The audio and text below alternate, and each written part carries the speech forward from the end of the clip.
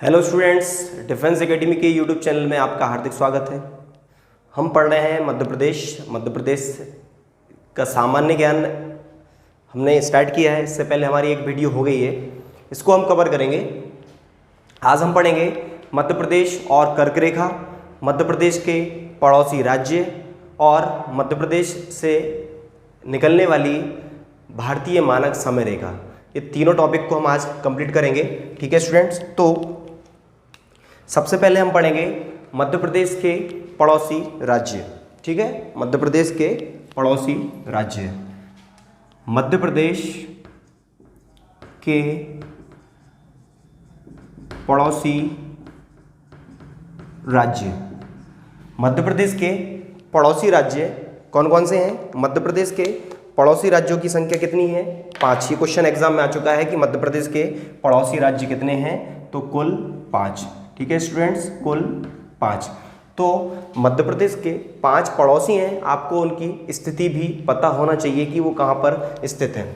तो मध्य प्रदेश के उत्तर में उत्तर प्रदेश है, उत्तर प्रदेश। मध्य प्रदेश के दक्षिण में महाराष्ट्र है। क्या स्टूडेंट्स? महाराष्ट्र। मध्य प्रदेश के पूर्व में, दक्षिण पूर्व में क्या है? छत्तीसगढ़। मध्य प्रदेश के पश्चिम में गुजरात है, गुजरात। ठीक है स्टूडेंट्स, पश्चिम में क्या है? गुजरात।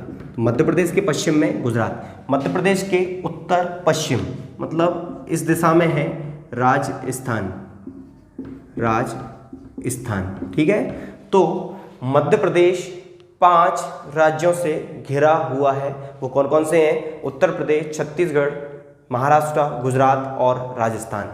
मध्य प्रदेश को सबसे ज़्यादा, मतलब मैक्सिमम, मध्य प्रदेश की सबसे ज़्यादा सीमा उत्तर प्रदेश को, और मध्य प्रदेश की मिनिमम सीमा किसको स्पर्श करती है?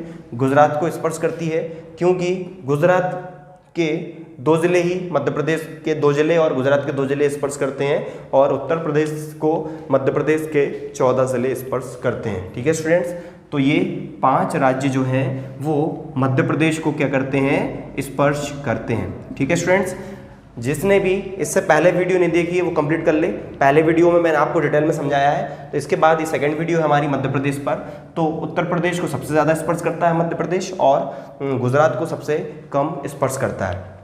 अब क्वेश्चन पूछता है कि मध्य प्रदेश से जो कर्क रेखा गुजरती है, मध्य प्रदेश के मध्य से कर्क रेखा गुजरती है, जो मध्य प्रदेश को 2 भागों में विभाजित करती है। मध्य प्रदेश के कितने जिलों से होकर गुजरती है, आपको पता होना चाहिए, क्वेश्चन एग्जाम में आता है। ये है स्टूडेंट्स, क्या है? कर्क रेखा, कर्क रेखा।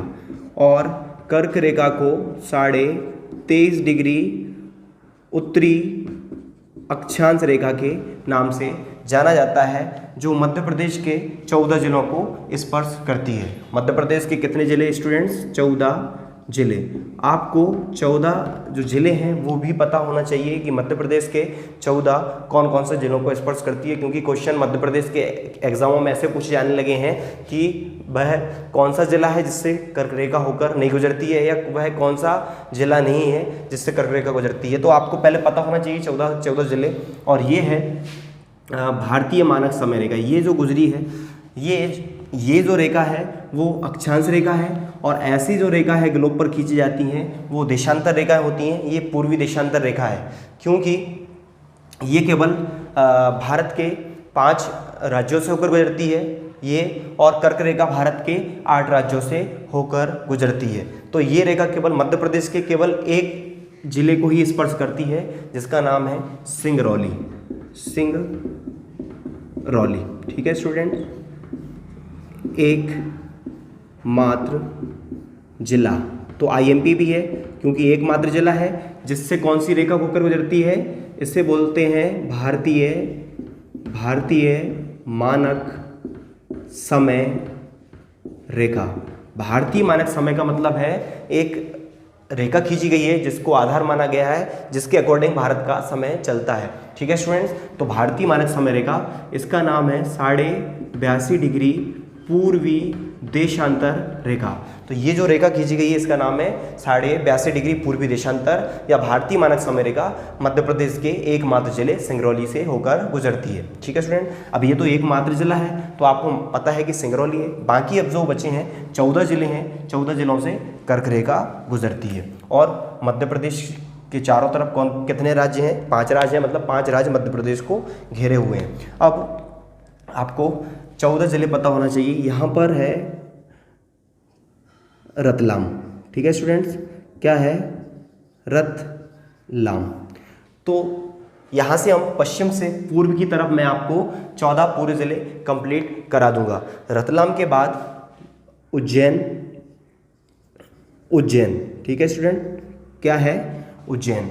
रतलाम, उज्जैन। उज्जैन के बाद है, ये है आगर मालवा, ऊपर लिखा दे रहा हूँ, आगर मालवा। 3 हो गए। आगर मालवा के बाद आता है राजगढ़। राजगढ़ के बाद सीहोर। ठीक है स्टूडेंट, सीहोर। तो राजगढ़, सीहोर, तो कितने जिले हो गए? 1 2 3 4 5, तो 5 जिले हो गए हैं। तो सीहोर, सीहोर के बाद यहाँ पर भोपाल, भोपाल, भोपाल के बाद ये जाएगी विदिशा, विदिशा, विदिशा के बाद ये रायसेन, रायसेन, रायसेन के बाद यहाँ पे है सागर।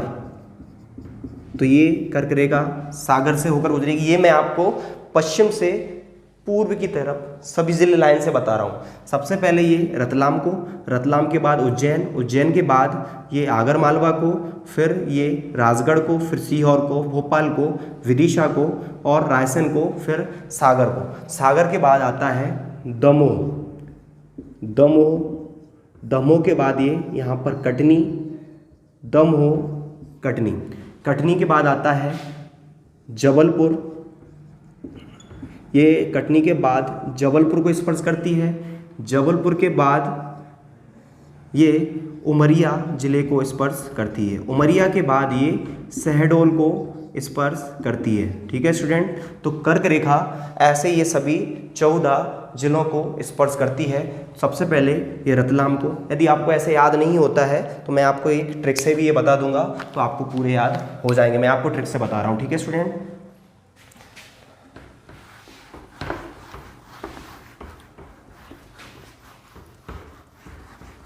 तो जैसे कि मैंने आपको ये 14 जिले बताए हैं जिससे कर्क रेखा होकर गुजरती है, इसको आप ट्रिक से भी याद कर सकते हैं। एक ट्रिक है VKD सूरज, क्योंकि सूरज कर्क रेखा पर ये चमकता है इसलिए मैंने आपको ट्रिक बता रहा हूँ। सूरज, सूरज याद रखना, VKD सूरज, VKD सूरज कर्क रेखा पर चमकता है, तो ट्रिक हो गई। तो V का स्क्वायर मतलब V से 2 नाम है, यहाँ पर S से 3 नाम है, U से 2 नाम है, R से 3 नाम है। ये सभी जो नाम है वो यही है, बस ये ट्रिक है। V से 2 नाम है, विदिशा, भोपाल, विदिशा और भोपाल। ठीक है स्टूडेंट, विदिशा और भोपाल। K से है कटनी, K से कटनी, D से दमोह, D से क्या है स्टूडेंट? दमोह, दमोह को स्पर्श कर रही है, कटनी को स्पर्श कर रही है, विदिशा को कर रही है, भोपाल को कर रही है। तो ऐसे 3 नाम है। ऐसे आपको यहाँ दिख रहा होगा सागर, सागर को स्पर्श कर रही है। सागर के बाद आप यहाँ देख सकते हैं ऐसे कौन आ रहा है? शहडोल, शहडोल को स्पर्श कर रही है। शहडोल के बाद एक और आप एस देखिए, सीहोर, सीहोर को स्पर्श कर रही है। तो ये 3 एस वाले हो गए। अब यू से आप देखेंगे तो यू से 2 नाम है, एक तो उज्जैन है और एक उमरिया है, उज्जैन और उमरिया। ठीक है स्टूडेंट, उज्जैन और उमरिया। इसके बाद आर से 3 नाम है, आर से 3 नाम है, आर से 3 नाम है। चलो यहाँ लिख लीजिए, आर से कितने नाम है स्टूडेंट्स? 3 नाम है। आर से आप यहाँ देख सकते हैं, एक तो है रायसेन, रायसेन, एक है रतलाम, रतलाम और एक है राजगढ़। राजगढ़। ठीक है, तो ये 3 आर से हो गए। ए से है आगर मालवा। ठीक है स्टूडेंट, तो मैंने आपको बताया था आगर मालवा।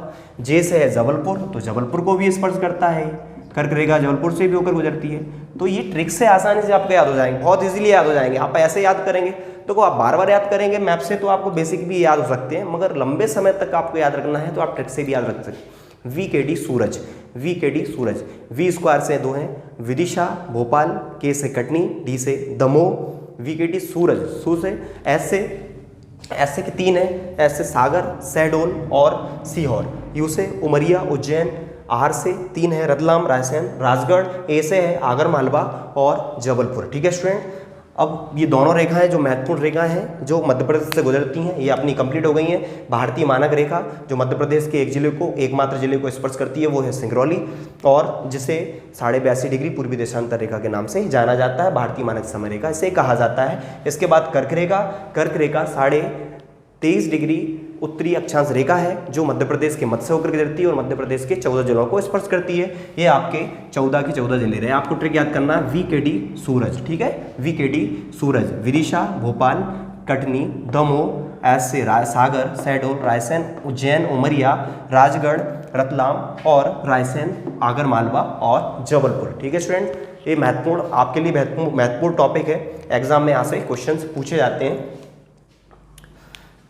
आज के लिए इतना ही, अब नेक्स्ट वीडियो में पढ़ेंगे। सभी वीडियोस को आप अच्छे से देखें और अच्छे नोट्स बनाएं और डेली उसको एक बार और पढ़ा करें लिखने के बाद। ठीक है स्टूडेंट, थैंक यू।